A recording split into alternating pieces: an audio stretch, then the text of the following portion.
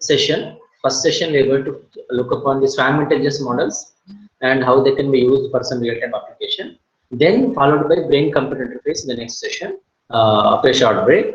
Then we are going to see how some practical session on how the data recording happens for a brain-computer interface, and then how the EEG signals can be used for some IoT projects. So today the practical session we're going to see on IoT projects. Before that, I'm going to cover the theoretical concepts required for your IoT projects. So can somebody define what exactly, yesterday we have discussed the cases or the type of data where exactly we require these nature inspired algorithms. Something like SWAM intelligence, particle swarm optimization, maybe some bio-inspired optimization algorithms such as ant colony optimization algorithms also. Basically, when you have some optimization problem, what is the optimization problem? The problem here, you have a large sample of data. You are trying to extract some features and trying to use for some analysis and all. Then you need some kind of optimization happens within your problem. There, I try to use this one of like deep learning. Where yesterday we have seen the grounds where exactly we have to adopt the concepts of deep learning and other external learning machines also. Similar way, we have already seen where exactly we need these nature computing applications, SWAM intelligence. So here what happens, where there is enormous set space is there, where you require a lot of random set space, and you need to find the solution for some optimization problem. Then I'm going to use some randomized sample in the beginning, and based on that is known as like your random solution you are beginning the problem with, and going towards the optimization with the help of the random samples collected. For that we use something called SWAM intelligence. So I'm sure many of you know SWAM intelligence, or people typically call as particle swarm optimization with the help of SWAM intelligence. This is typically known as, it is actually the emerging collective intelligence we have taken from a group of simple particles we call as agents or objects or entities many ways. The reason for calling this particle swarm optimization using the SWAM intelligence is, here every agent is actually having some velocity and direction. So the emergent collective intelligence of a groups of simple agents. Here every agent we call as some particle. The reason is every particle has some dimension, some velocity and direction. Now, how we use this particular behavior of a SWAM? Now, SWAM refers to what? A group of particles. So, particle swarm optimization using the SWAM intelligence, the intelligence of a group of particles. SWAM refers to a group. So, this particular group of particle, which we use for this randomization problem towards some optimization, we are going to see how it works and what are the pros and cons and which cases we have exactly selected, so on. Now, first of all, what is the domain? How the domain look like where you are going to exactly use the concept of this optimization, particle swarm optimization. Now, see, first of all, in particle swarm optimization there should be many objects, and they're composed of homogeneous objects, of course, and all the individuals are homogeneous. Like if there are 100 particles or objects or entities, all of them are homogeneous. They are equal. Homogeneous is like one can do some task, then others also will be able to do.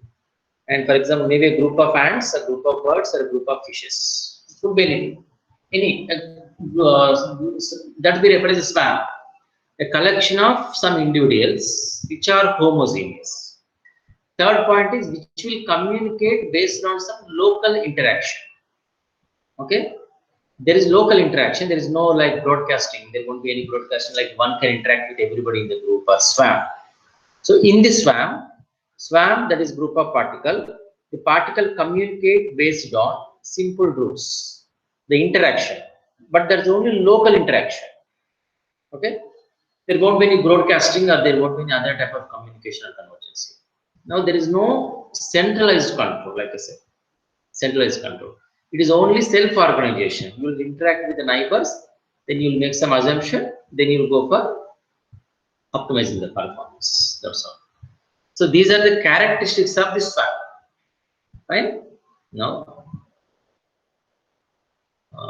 just let me switch off this video. Once.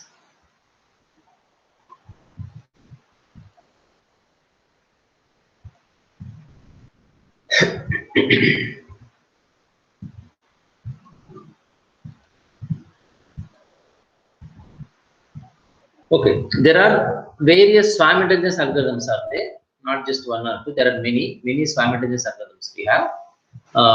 Typically, the theme of this like pattern optimization with various bias spread optimization models proposed there, and column optimization, artificial weak cornea algorithm, artificial immune system. Many of you are working in artificial intelligence problem, or the problem solvable with artificial intelligence paradigms. Many of the people are using these type of bias spread models. And there are a number of such algorithms are proposed. Of course, these are very conventional. Similarly, many advanced models also existing in the literature. Am I audible? Yes, sir. Okay. So now we'll go to the definition and how it looks like. First of all, I already explained yesterday what is the reason for going such a random search technique, and where we have to go for learning and searching type model, or where you have to go for fuzzy type model. So here we are going because it's a stochastic or random type problem where we require a swarm intelligence or genetic algorithm or simulated learning or any other type of model. So now here the most important thing is, before you are going to start with any solution using PSO, you should know the four basic parameters. First is, what is the initial solution that you are trying to solve with the help of this optimization model. Then what is the search direction in which you are searching for? Say, a group of birds are flying in the sky, or a group of ants searching for food on the ground level. Then a group of fishes in the water. Could be anything. First of all, when you try to map your problem using some bias spread optimization algorithm, the adaptability, it happens like this. First, what is the initial solution? Your solution is something like the stage of the particles, where exactly they are. For example, if a group of particles are going for collecting the food from ant colony towards the food, then it is like what? You are going to say where exactly we need to stop. So what is the initial solution? Where I am starting to find the food, and currently where I am. Then in which direction I am searching the food. All these parameters. So first is initial solution. Second one is search direction. In which direction I am going to find the food or object, whatever it is. So for a group of ants, the food is like in some direction. Whenever they go, you find the food. That is the objective. A group of fishes, they are swimming in some direction, and when they go, how they change the direction. So search direction is very important. Based on the search, how they are going to update the criteria.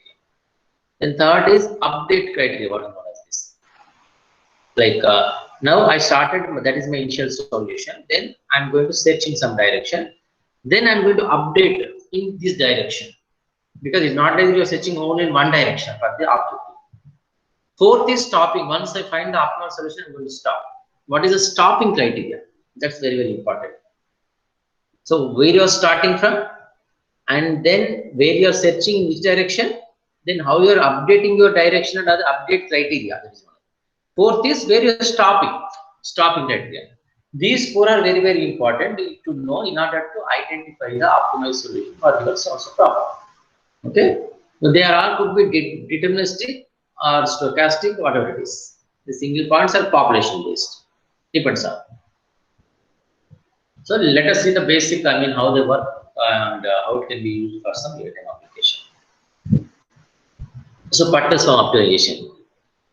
Now tell me, before I go into some particular algorithm and explain, first of all, why do we really need to learn or make some optimization by just observing a group of simple agents like a group of birds, a group of fishes, or a group of ants, or honeybees, whatever it is? Why do we really need such an optimization? Why we are depending on such a simple agents or particles? Because we say humans are most intelligent. Then why are we depending for some optimization on a group of birds in the sky? Bird swarm optimization. Are you following me? Why do I know the bird swarm optimization? Because why can't I say like a human swarm optimization? Group of humans also particles, right? So that is the beauty of the this nature computing. in nature computing is one of the very evolving architectures, or we could say the paradigms, using which we are solving many computation problems with a simple solution. You must have seen the randomness algorithm, Las Vegas and Monte Carlo, how we use the randomness, the advantage of randomness, and then we try to find the solution in fingertips.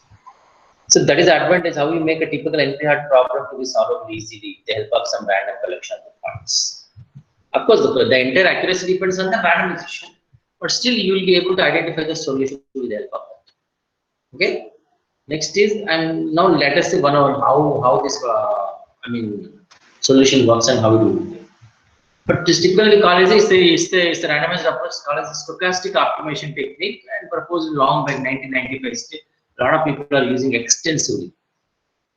And it's obviously evolutionary optimization technique, which we call is based on what? Movement and intelligence of swarm. Swarm is nothing but a group of particles. Are you following me? So PSO is a robust evolutionary optimization technique, which uses the movement and optimization. This one. Now your job is what? To find the minimum value for the function. I mean, it is an optimization problem, right? See, most of the researchers, what they will do, they will try to propose some, find some problem, collect some data,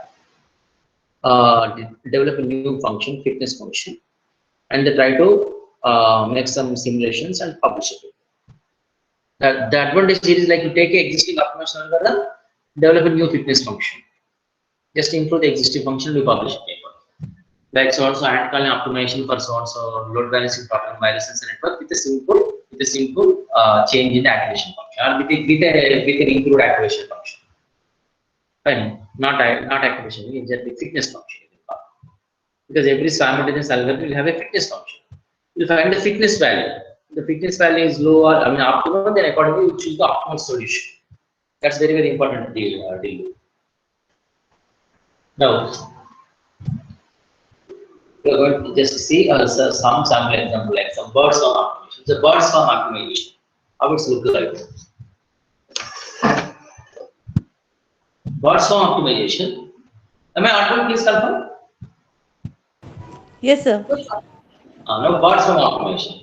Like I said, swarm intelligence. Swarm is a group of particles. What is a particle here? A bird is a particle.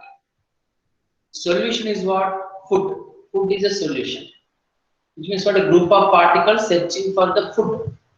That is a problem we have. Now, what we require, we have to make optimization. So there is something called P-best and G-best issue. What is P-best? Is the best solution a particle has achieved so far. What is G-best? The best solution of all particles within the swarm. What is the difference between these two? So whenever I say P-best, I say solution is a food. Food is a solution for a bird. When a bird identifies the food, it has got its solution. So when I say P-best, the best solution in the sense in which what is the closest to food for a bird and how the bird can reach that particular food. So in which direction the bird has to fly. That is the best solution for a particular particle. And then what happens? Global best solution is what? Global best solution is what? Here, for every bird in the group, because the birds fly as a group of swarm, like this swarm, which direction they can go? What is the closest food? Closest to the, see the bird, all the group of birds, they have to fly minimum distance to land on the food. So here G-best and P-best. So our objective is to achieve the G-best by updating the P-best. See, for a bird, there is some particular food may be closest food.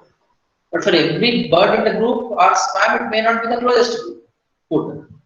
Then you are going to update the criteria, that is the update criteria we have seen in the beginning of the session. Update criteria is what? Which direction you are searching, and based on P-best and G-best, you are going to update the criteria. Then you are going to fly in a different direction, not in the P-best. It is not the P-best like if there are different foods and a bird will go one direction, other one will go different direction, not that we expect. We want the global optimum. All the birds will go and fly minimum distance and land on the food. That is nothing but here you are trying to make the optimization. Okay. Any doubts?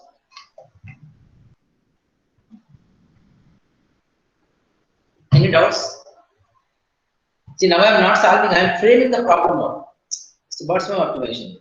Here, particle is a bird, solution is a food. P best is the best solution a particle has achieved so far. Now you have to depend for you have to actually your goal is G best, global optimum. So every particle should fly minimum distance in order to land on the food. A bird should not go just and land on the food because it is closest for that particular bird. And it has to change its search direction if that is not the global best direction. I hope you have understood. Now, so the basic concept of PSO is what? How to accelerate each particle towards its P best and the G best locations. Okay. There is a random weight acceleration parameter you try to use. I'm going to show the function, don't worry. I'll show the function. With the random weight acceleration parameter, you're going to decide in which direction you have to fly and achieve the best distance so far.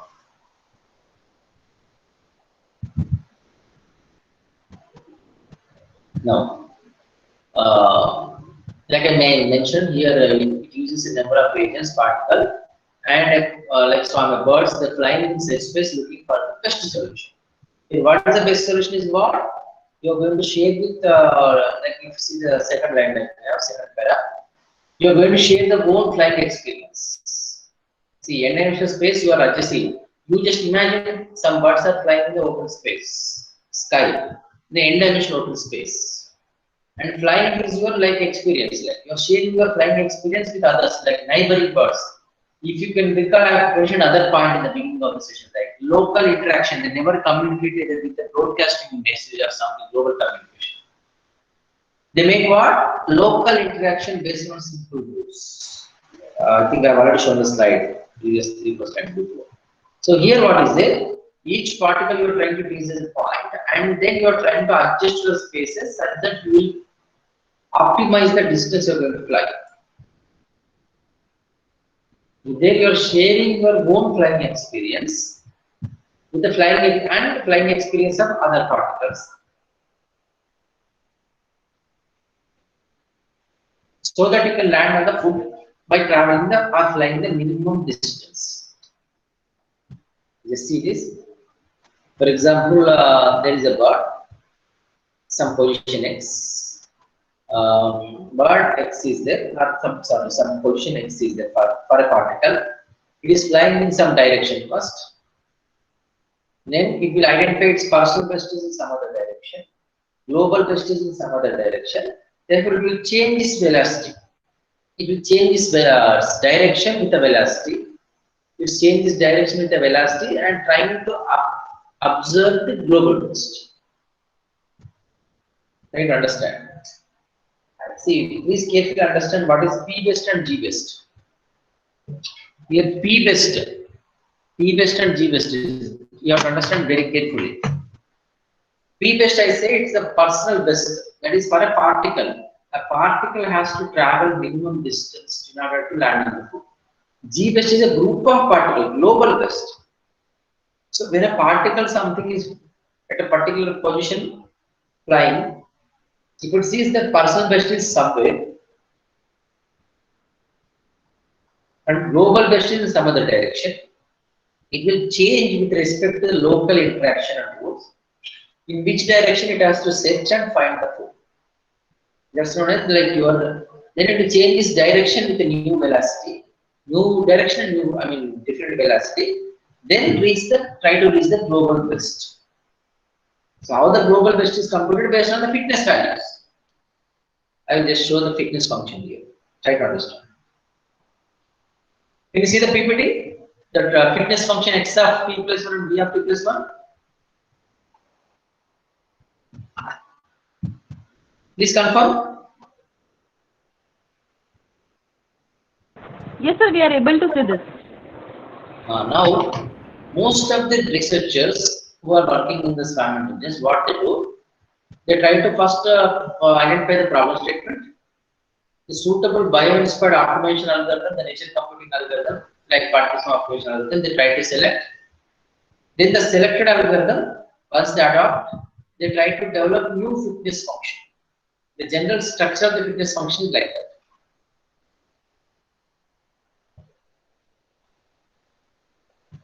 X of t plus 1 equal to x of t plus v of t plus 1. Here, v of t is known. V of t is known, and you are going to identify v of t plus 1.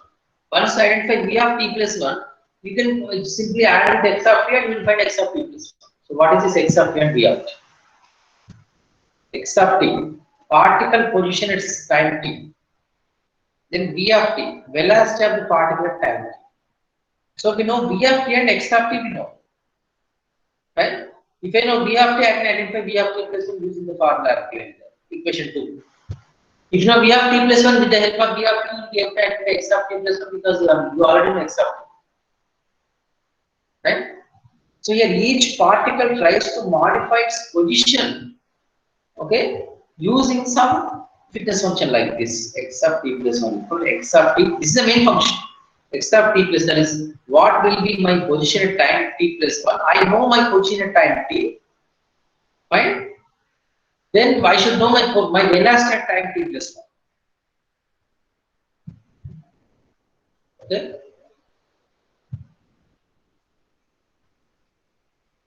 So how to identify the velocity of time t plus 1? I know the velocity of time t. So we see it is defined as some weight, inertia weight W multiplied by the velocity at time t, right? Then which is added with some C1 C1 is actually accelerating, learning or accelerating factor. They will accelerate the particle to move with some speed. So C1 multiplied by random of so and so, some random we are going to add because it's the randomization of the multiplied by, you are subtracting the value of the x of t, okay? I mean, if x t best value from x of t, similarly x t best value from x of t. So this is the actual structure of fitness function.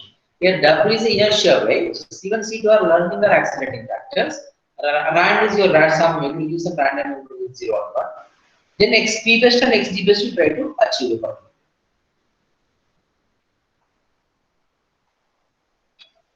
If you carefully understand this fitness function, see, listen carefully.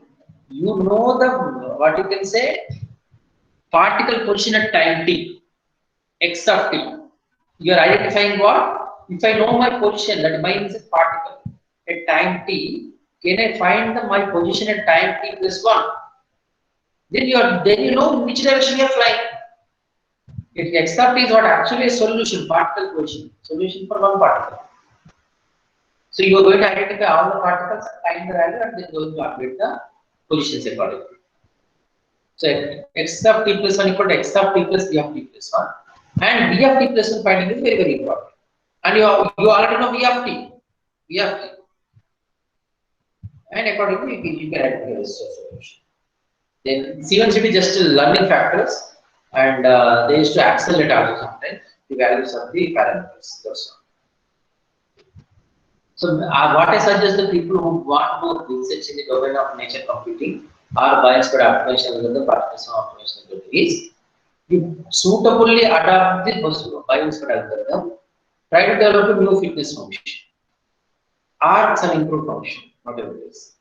Then you can publish a good paper. But which problem, which algorithm? Now again the question is what you cannot use every algorithm for every bias-code optimization problem. Adaptability. I am going to give some example for random optimization and so on. So,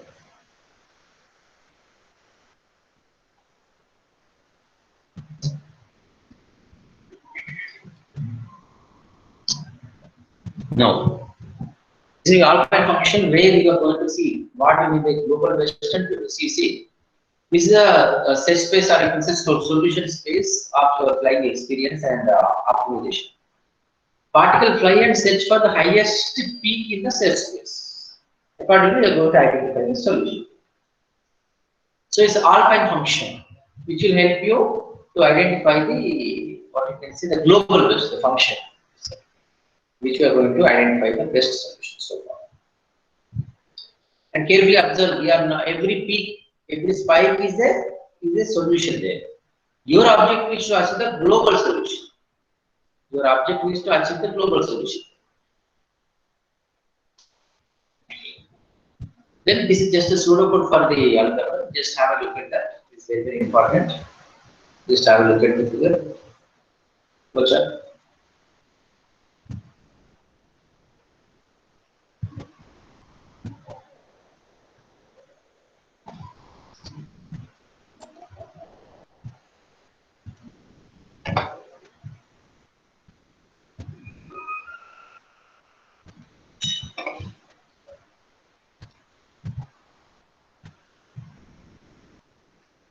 So for I equal 1 to number of particles, if you have while the termination condition is what? We have seen the stopping criteria, something we are defined in the beginning of the session. So while stopping criteria is not reached, I mean not attained, we are going to load for every particle. We are going to calculate the fitness function.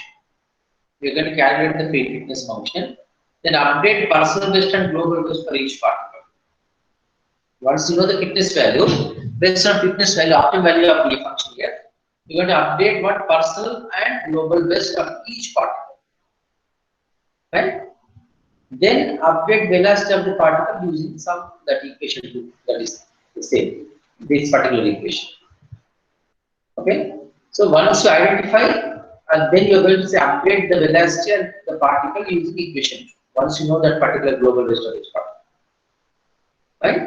Then update the position of the particle using the equation 1. Once you know 2, then you like except equation 1, what you can say except equals some v of t plus 1.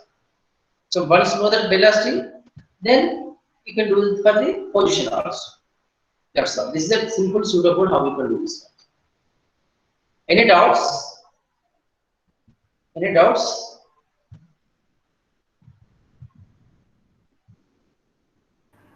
No, sir, not at the moment. Let me just check in the chat box if you have any doubts. Any doubts, please ask or you can post in the chat box.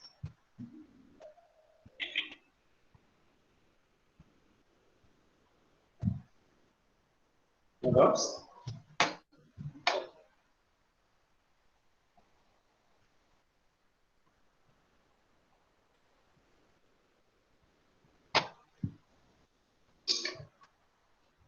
So just for instance, I'm just simple basic widespread automation algorithm and called automation. I'm sure many of you know already. If anyone of you know, it's fine. Otherwise, listen carefully. Now see, we have mentioned the collective behavior of also spam intelligence. What is the advantages also? But first of all, is it really needed to achieve such an automation algorithm? I mean, to have that with the help of these simple agents called some particles. What exactly will happen when we go with the understanding this particular automation model? You see, I will give an example. Why still we need the dependent? I mean, we are dependent on learning for some simple agents like a group of ants or birds also. See, knowledge sharing. Basically, if you can see any data science application or any, data mining or any knowledge discovery problem, what we are doing, we take data, we extract information, we learn knowledge, we take the decision. That's how we typically data mining or query processing problem solve. Now here what happens, in case of humans, I'm just telling why still we are going with the nature computing algorithm, because still we are also part of the nature. But why we are going with other nature computing or non-human inspired algorithms, like we are not even some human inspired algorithm. The reason is learning and sharing is very minimum in the agents of humans. I will give a simple example. If there is one student in the class, in your class, sometimes what happens, some students, they cleverly identify the source of material where a faculty gives questions in the examination. Other student may not know that. So if there is one student in the class, if you cleverly track the source of the material where the particular faculty is taking from, and he must be very lucky and he will answer all the questions in the examination, and if he get practice more, he will get top marks. Now, you expect the student to share the information with any other student? Somebody guess? If there is one student who can, just crack the source of information of a faculty where he is taking the questions in the examination from, you expect the student to share the information with every other student? Any one of you answer? Usually, most of the students, they don't share with anybody. Okay, let us see other one. If they share with other student, what will happen? They will also get top marks in the class, but the first student will not lose anything. Rather, others will also get the marks. So this is called knowledge sharing or learning. So when there is knowledge sharing, what will happen? Learning will happen. So the reason for basis of nature computing application like particles from optimization and so on, so is that in humans the sharing of very limited. We share very nonsense things or unusual things, unnecessary things, but we never share something that is required for knowledge discovery. Most of the occasions. Whereas in non-humans, like a group of birds, a group of fishes, a group of ants, or honeybees, and fireflies, and spiders, monkeys, so on. So, typically, what will happen? They are going to use it. They are going to make a lot of knowledge sharing. If you can see, there is some many of the group of ants are going to collect some food, and they go in a sequence, one after other, and nobody knows how do they share the food. Try to understand. When you observe a group of ants, you will come to know how do they share the food. Right? When you're observing, do you ever come to know they carry food and group of ants will go and all, and where do they keep the food and when do they share and all? We don't know. Right? But can you imagine the same thing happen when a group of you can say persons are working? For humans, it is an opposite. First, tell what is my share. Only then I will collect. Am I wrong? Tell me. Am I wrong? So here what happens in case of non-humans? In case of non-humans, assume that some simple ages like a group of ants are going. If there is a food, they will collect the food and go, and then they might share it some protocol. For example, if a group of persons are, some 2 persons are going, some 3 persons are going, they find some treasure, right? You think first they will bring it and then keep somewhere. First they will say, who share is what? Who share is what? That is the biggest problem, that where actually the knowledge discovery is not happening because of limited learning happens among the agents of humans. Because of that problem, we are in need of learning the knowledge discovery from non-humans like a group of ants. That's why humans are learning from ants. It's not very shameful, but it is in needed. It is in need because we are with such a behavior of limited knowledge sharing. That is the problem. Now, so we are convinced that what we have to learn from non-humans because we are selfish. Now, how to learn? Well, just tell you a simple example. Some ant colony optimization. Okay. If you have any queries, please let me know before I go to some particular algorithm like this. Any queries? Am I audible?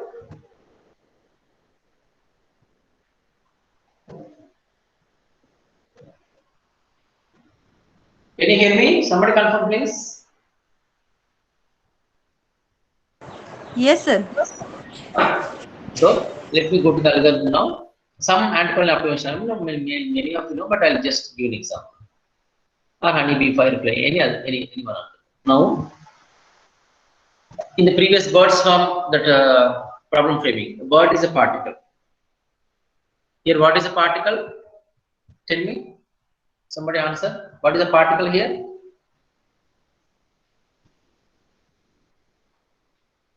What is a particle in this algorithm?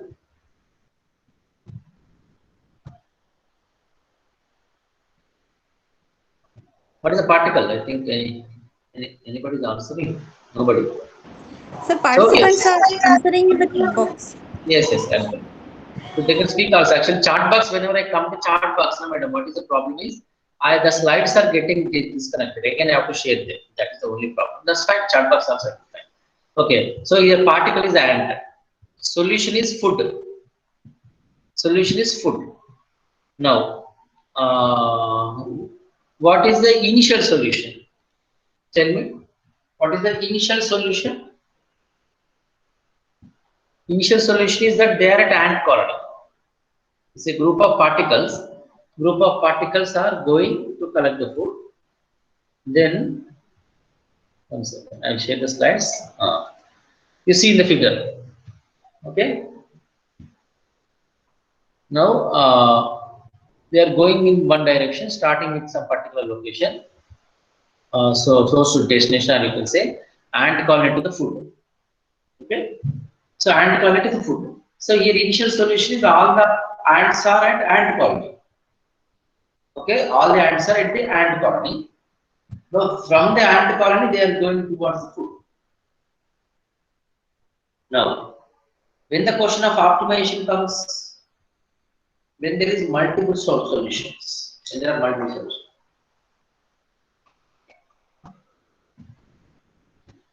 So here the problem of optimization comes because there are multiple solutions. Tell me how many paths we have from ant colony to the food. Please see.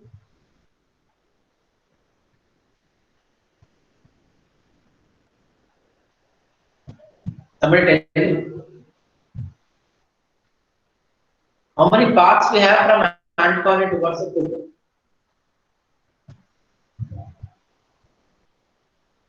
Tell me. Somebody? Let me check whether anybody has answered. Please answer in the chat box. How many paths we have from ant colony to the food?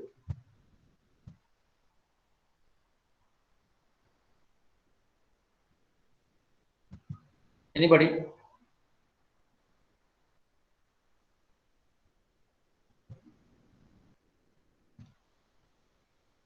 Somebody answer, please.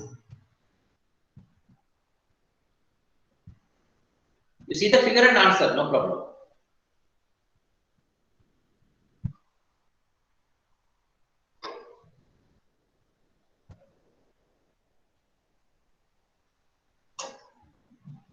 Please try to understand. We are making optimization. What will be optimization here? A solution is what? Path.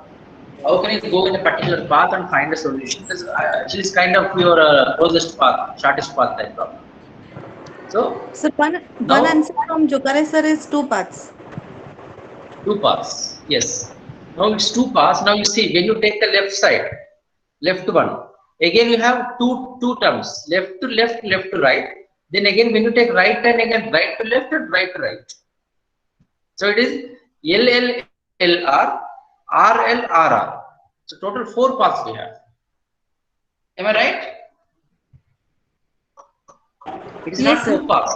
If you see it is 4 paths. When you go left side again you can go either left or right. When you go right side again you can go left or right. So total there are 4 paths now. Right? Now, if there are 4 paths, now I need to optimize them. I need to optimize them first of all. Now what will happen? Tell me how if it is some problem using humans. What do you mean by that? For example, you go to olden days, ancient days. There is a village, assume that. Same problem I will reformulate. Assume that there is a village. Now there is a nearby, there is a river. There is a river. From the village to river, assume that there are 100 small roads are there, assume that, small paths. Some of them are shortest and some of them are very longer paths. Of course, obviously one will be shortest, very one optimal. So now there are no watches, there are no GPS devices, there are no mobile phones, there is no tape, what else is that? Olden days. Now we have many ways to measure the distance. Now, if the persons are going from the village to the river and collect the water and comes back arbitrarily, randomly somehow, let them go number of times, 1,000 times. Can they find the shortest path? And how? Answer these two questions. Same problem I'm reformulating now. This is ant called optimization. There is a group of ants going to collect the food and comes back. There are multiple paths. Now I am telling that ants will optimize after some time. How I will explain? Many of you know already, some of you don't know. Then I will explain. But tell me if I reformulate it is a human optimization. Okay, human intelligent optimization. Same problem I am reformulating. There is a village. From the village there is a river nearby. Now there are 100 ways are there to reach from village to river. Assume that. Can they optimize without the help of any mobile phones or tapes or GPS device, whatever it is? Assume that it is a olden days, very olden days. Now tell me, if you ask them 100 persons to go and collect the water, then how do they optimize? Can they optimize? If how? You tell me. Tell me now.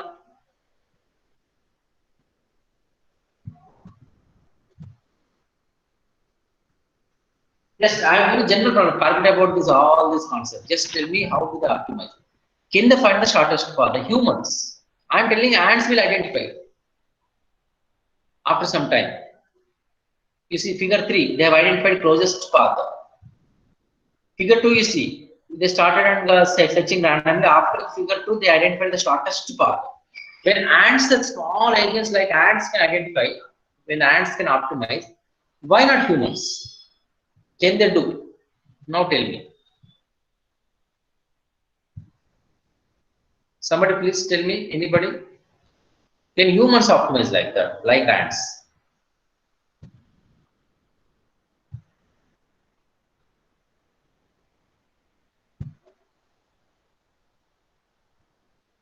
Please answer, anyone. Say yes or no, at least. All of you.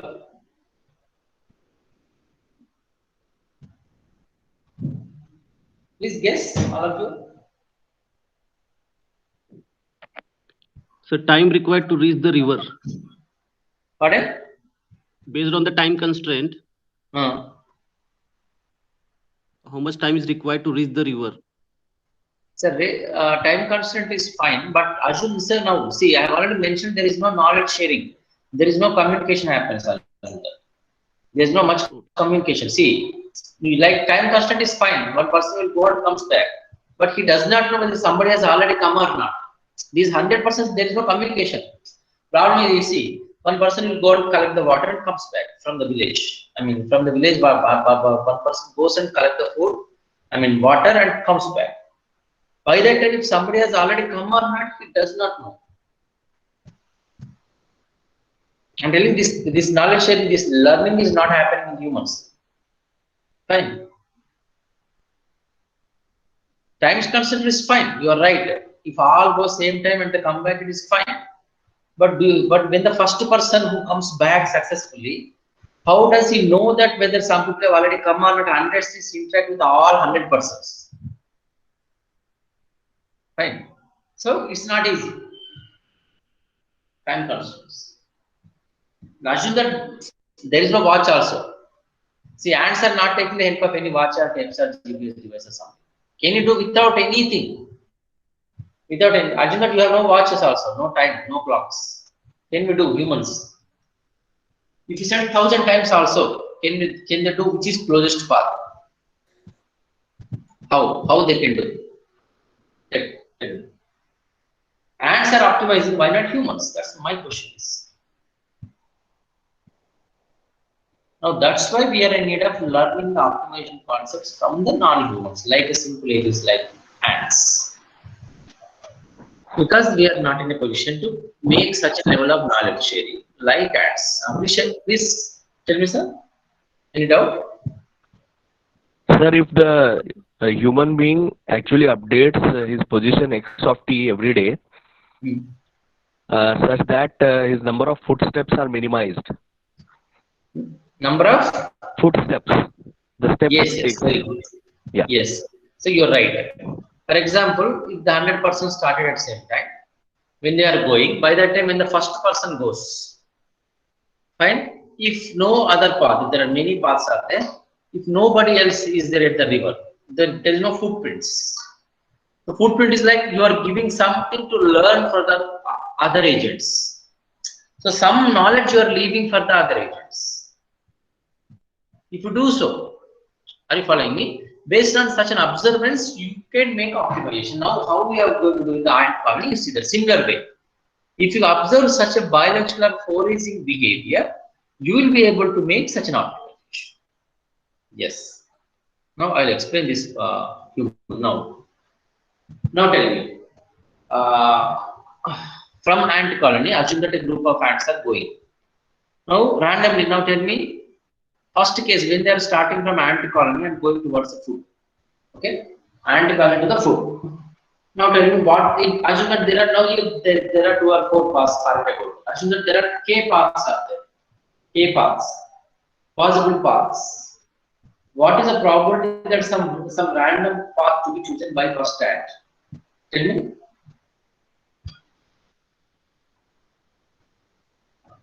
What is the probability that some random path will choose some random ant will choose some path, first path or second path or whatever it is? Tell 1 me. by k. 1 by k. 1 by k. 1 by k.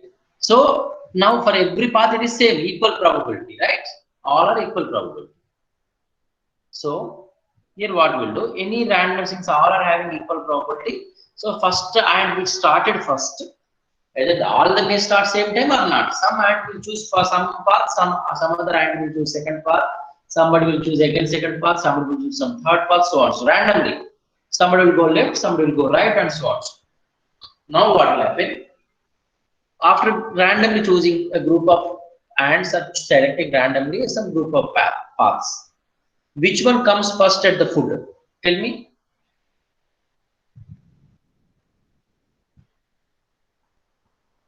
Please tell me. Which ant comes first at the Group. Repeat, sir. First group who is choosing a random path. The ant that chosen the shortest path randomly, right? Yes. The ant does not know that it is the shortest path. It has to confirm still. But the ant which comes first to the food, okay, that will be the ant that is chosen the shortest path, of course, luckily. But it still is not known that it is the shortest path. Okay. Now, while it is collecting the food, now when the first ant arrives at the food, it is the one who chosen the optimum path, right? The shortest path. But does the ant know this? Tell me. No, sir. No, sir. So here what happens, when the ant that arrives at the food first, it knows that it has arrived and collect the food, but it does not know if it is shortest path because what? There may be other ant which has come and collected the food and gone back. If it is not known this path, so this ant, unless it is sure, we can't say that it is an optimal path. But here they will use the some sort of answer you have seen the footprints of humans in that example. Similar way here what we'll do, the ants will actually share some knowledge by their behavior, biological behavior, that every ant when they travel in some direction, it used to release something called pheromone. A pheromone, we call it as a pheromone. Maybe you can call it as a gel or whatever it is, some biological gel or smell or whatever it is, some behavior. Whichever the direction it used to travel, it used to release the food. I mean that pheromone. Of course, it is evaporated over time. If you come after 2-3 hours or 2-3 days, that you can't remember. If something comes immediately after some reasonable time, it will be there, but it is evaporated over the time. Still, so first time when it comes to the food, it will collect the food and which path will go back. Now tell me. I have told already, the ant that chooses the shortest path luckily, that will be the ant to come at the food first. After collecting the food, it will go back in some direction. After collecting, which direction it will go back? See, somebody was answered while going from ant colony to the food, the probability is 1 by k equal for all paths. While going back, is it equal for all paths? Again, it should go in the same path or it will be different. Please answer. It should go in the same path, sir. Why, sir?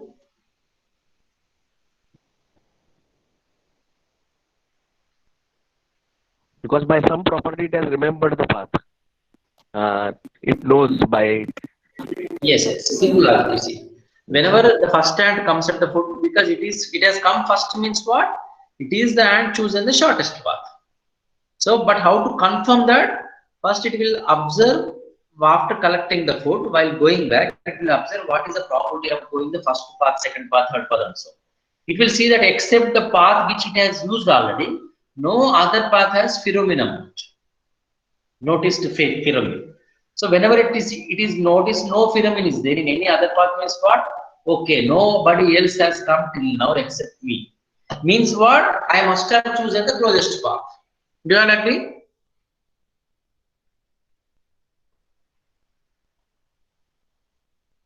Do you all agree? So now, while going back, it will not, since no other path is seen with the pheromone, it will assume that okay, no ant has come. It means what? They must have chosen longer path than me. Then it will go back in the same path in which it has come. Are you following me? So now again it will go back in the same path and go to the ant colony. Now what will happen? Tell me next. When second ant comes at the food, tell me. Now if some second ant comes at the food, what does this mean?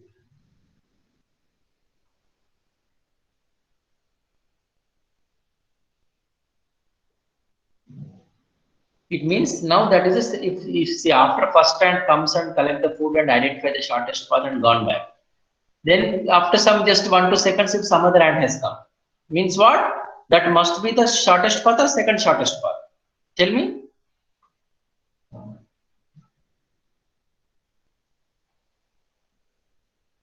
Somebody guess? Second shortest path. Yes. So after some time, if some other ant comes for the food, at the food, then after collecting the food, I mean, but actually that is the second ant comes, so that should be the second shortest path. Now it will collect the food and it has to go back. Now again, while going back, it is not equal problem for all the paths. Now tell me, while going back, it will choose the first path, first ant chosen path or the second ant chosen path? Tell me. Second and chosen path. Why? See, first ant when it has come, there was no other path noted with pheromone. Therefore, the ant is very clear that I am the only one who has come here, so I will go back in the same path because this is the closest path. When second ant comes in different path, it will collect the food and see which path has pheromone. It notice already one ant has come and collected in different path. Means what? The second ant knows that particularly that what it is already collected and gone back food means what? That must be the better path than in which it has come. Are you following me? So if second ant comes food and while going back it is noticed multiple paths have pheromone and it will go back in the first path chosen path. Are you following me? Yes, sir. Yes. Yes, Right, sir. because Yes, by sir. that time second ant has come, first ant has already left means what? That must be the closest path now. Definitely, sir. Yes, sir. Now you imagine some third ant comes in third path, arrives at the food. Right? Now again it will collect and see. Now it is seen three paths of pheromone. One is from the first one is from the second ant, one is from the third path in which it has come, the third ant. Now tell me, third ant, which one it will go? Which path? It follows the first path. From the First path. how? But there are three paths. How it knows which is the first and which is the second? Third ant does not know, right? Because when second ant comes, it can say the path in which I have not come, that is the closest. But when third ant comes, there are three paths with pheromone. One is the first ant one is second ant one is itself. Total three paths are there.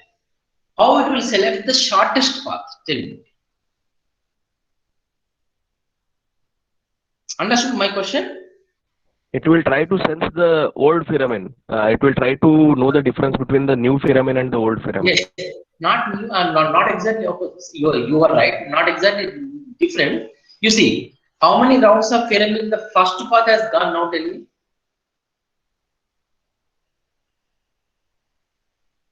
3 rounds. How? First ant once went there, collect the food and came back. So 1+1. Second ant came in different path but gone back to the shortest path. So 1+1+1. 3 times the pheromone is given there in that path. 3 times the pheromone was released. Second path, how many times pheromone we have? Only Second one time. shortest path? One Tell time. me. One time, only one time by the second ant. Second ant has gone reverse in a different path by shortest path. Now out of 3 paths, one path has 3 rounds of pheromone, other path has 1 round of pheromone, third path has also 1 round of pheromone. So which one this third ant will select? With 3 rounds. 3 rounds. That is the path with highest fragments of pheromone. Therefore, now it will become the shortest path like this while going back. Now, but we are selling the shortest path only by food to the ant colony. But what about ant colony to the food? Now you see, initially when they started randomly, all paths are equal. Now see, over the time, if you observe the path from ant colony, from food to the ant colony has high amount of pheromone. So now the reverse strategy. Now while coming from the ant colony, they will select the path with the highest amount of pheromone. That is the shortest path. Do you agree?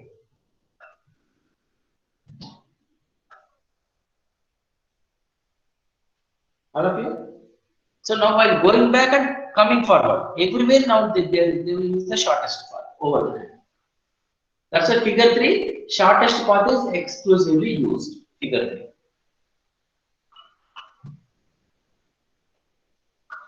3. Any doubts?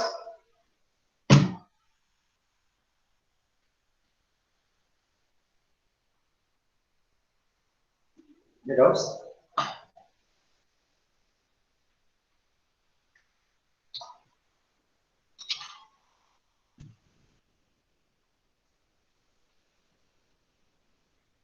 No doubts?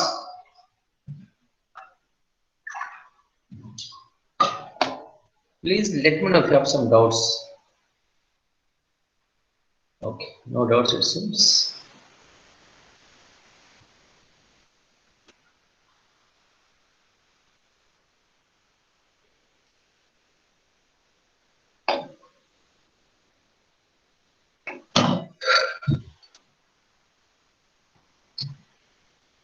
So the same explanation, just have a look at the slide once. Any doubts? Let me know.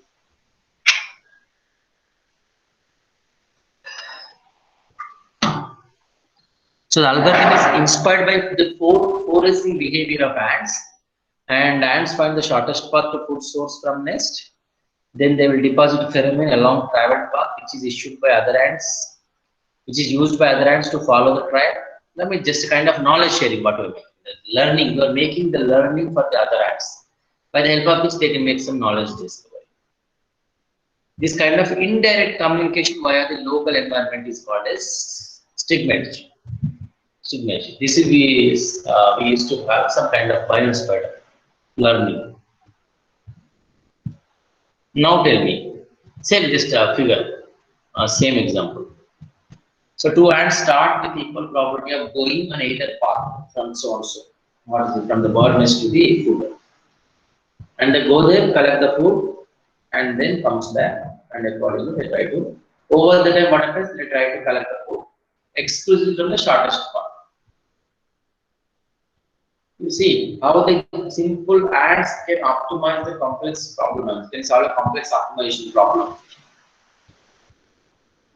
Right? This is the ant colony algorithm. It's a very basic algorithm, very old algorithm. It is simple to understand. That's why I'm giving this example. But still, there are many algorithms like honeybee algorithm, firefly optimization algorithm, spider monkey rule miner algorithm, fuzzy bat miner algorithm, bat binary bat optimization algorithm. Then we have a gray wolf optimization algorithm. Then we have octopus inspired dolphin swarm optimization.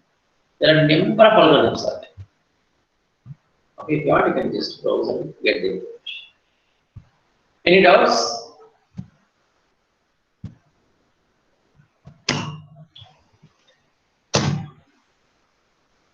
Now, can I use it everywhere? This AND call optimization. Can I use it everywhere? Everywhere in the sense, say I have some optimization problem. This is an optimization algorithm. Can I use it? No, you cannot use every bias-spread algorithm for everywhere. It depends on the structure, the architecture of the algorithm, how you define the architecture of the this one model. See, this can be used for shortest path and routing problem. If there is a problem in which you have some shortest path problem, you can borrow this type of optimization algorithms. And if you have some assignment problem, you can use this type of algorithm. If you have some vertex cover problem, some routing problems in wireless sensor networks or any other network problem. Why? Because if you observe this particular algorithm, you have a vertex, you have another vertex, in between there are edges. So this is like some graph problem. That's why we call it shortest path problem and routing. From one node to other node, how the routing can happen. They are all like shortest path problem, routing problem, assignment problem, set cover problem, vertex cover problem. For such a problem, you can use this type of optimization. Others, you can't use it. Then same, this can be done either way. And same example again, some genetic algorithm type approach and this fitness function, same fitness function with different meaning. Same. So most of the people what they do is simply proposing the fitness function and try to make some optimization. How the inertia, how the learning acceleration happens, and how the social influence happens. So inertia plus personal influence plus social influence, and whichever is dominating, accordingly you are going to find the solution. And your say it's kind of bird song optimization. How the group of birds are flying or that. And then you will now see, if you see each particle has the velocity and direction. Arrow indicates the direction in which they are looking for the food. Right? Each the color object indicates the food actually. Each particle arrow indicates the direction, dot indicates the particle. The bird actually, it's the bird swarm. Okay. So if you see this figure, you see the figure. And you see the top right element, that is the bird, it has nearby food with the direction in which it is almost going. But it will come down, you see the next figure. Yes, this is the actual figure. You see this. It is coming down. Am I audible?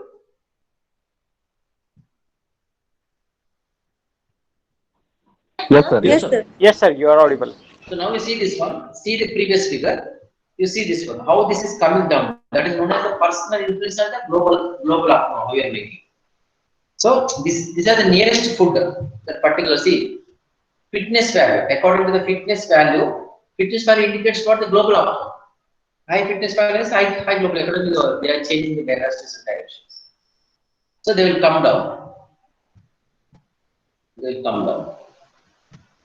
Second, you see, this middle right, there is a particle which is very nearby toward the circle type food, that is objective.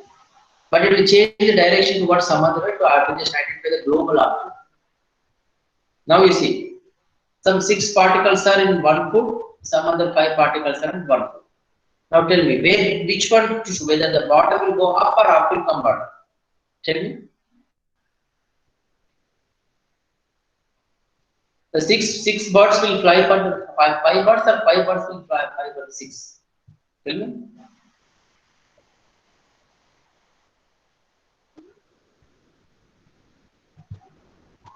And now we are not on the global optimum. Still, it is only local optimum now.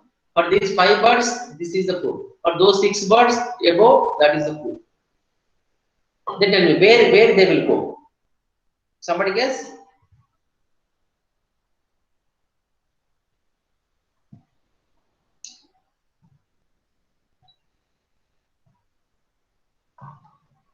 Somebody guess, please. The 5 birds will move towards the 6 birds, sir. Yes, yes. So here what will happen? These 5 birds will fly towards the 6 and make the global orbit. That's the part how you make the velocity and direction changing such that you are influencing the particle west or the global west. And finally, all 11 birds land on the same solution. That is known as your global orbit based on the fitness value. Okay? That's how they are going to identify this one. And each is searching for the optimum and they are moving based on the velocity and so on. So how it will be done. The same example. But now tell me the bird swarm or any other main operation. You should follow certain rules actually. What is it? We should avoid collision with neighboring birds. That's very, very important. Should avoid collision is what? When they say something, you say something, there should not be any collision. They say I go left, you go right. There should not be any what you can say conflict of information. Or you can say collision. They should go as a team. So that that agreement has to be there in order to be going with the optimal solution. Okay. Then otherwise there will be a problem. If the collision is what? Whatever the information fed by the neighbors, you are not following. That's then match the velocity of neighboring birds. Should always match. Should not go too fast or should not go too slow. Otherwise, then a non-optimal solution becomes optimal. Want an example? You see, take the ant call optimization example. If the first ant is starting shortest path, same time some second ant chosen some second shortest path. Now here they match the velocity of neighboring birds. Here the second ant is not matching the velocity. Or first ant is not matching the velocity. Either first ant is walking very slow or second ant is walking very fast. The same example whichever I have explained for ant per ant. Then tell me which one will come first, second ant or first ant, either cases. Either first ant is running slow or second ant is running fast. In either case. Which one will be the what you can say shortest path? Tell me. Second shortest path will be chosen as the shortest path. Do you all agree with me?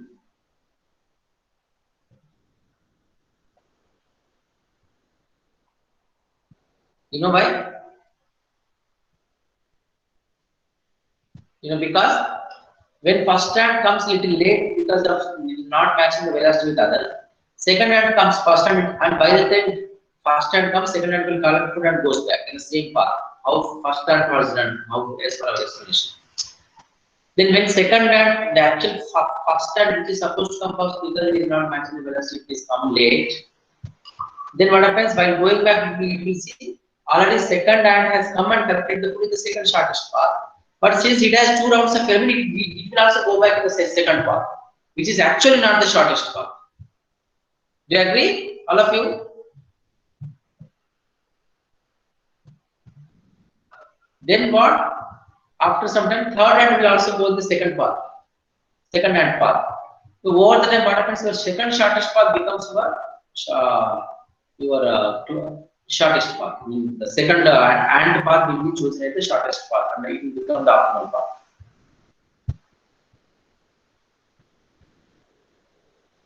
That's how we'll make it up.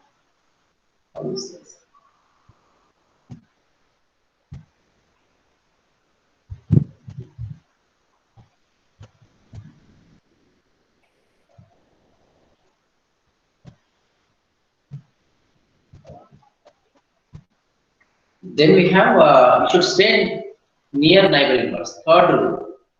Third rule is what? We should stay nearby neighboring birds. And you should not go and say, communicate with other person. Should stay always near neighboring birds. Then you have a smooth local communication and you have better optimization. That is known as what we call your Collision avoidance, ballast imaginal, flock center. Flock center. It's very important to have a consistent and constant communication with the labeling birds. Then we have, say that emerging behavior can be extracted with respect to those things. And many other applications. Now then we have spam intelligence I have explained now in detail with an explanation. I have done more than 1 hour explanation. Now we can behavior doubts. We have another 5 minutes before we go to next session. I mean break. Tell me if you have any doubts.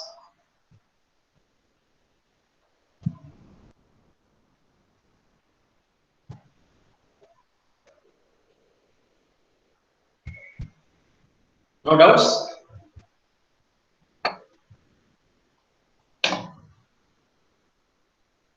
Any doubts? Please ask.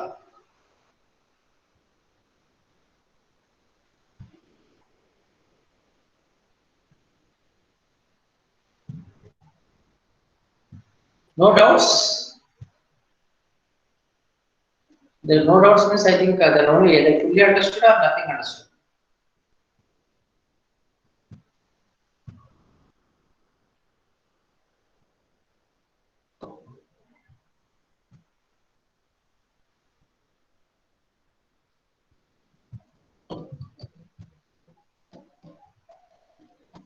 Okay, so whatever I suggest is whichever the optimization you want to work upon. What I suggest, like there are multiple ways of people working upon that. First one is like either you can propose complete new optimization algorithm like ant colony. Actually, in fact, at our NIT Core, we have proposed a new optimization algorithm by observing the behavior of octopus. We have seen how octopus functions and how it moves with respect to its target and so on. So how it hunts the fishes also. We have done the behavior analysis and we have proposed a new optimization algorithm on octopus. See, ant colony algorithm somebody has proposed, we are using for some application. In fact, you can propose your own optimization. That's very good contribution in the domain of nature computing. Worst case, you can adopt some existing optimization algorithm like ant colony, but change the fitness function according to your computing problem.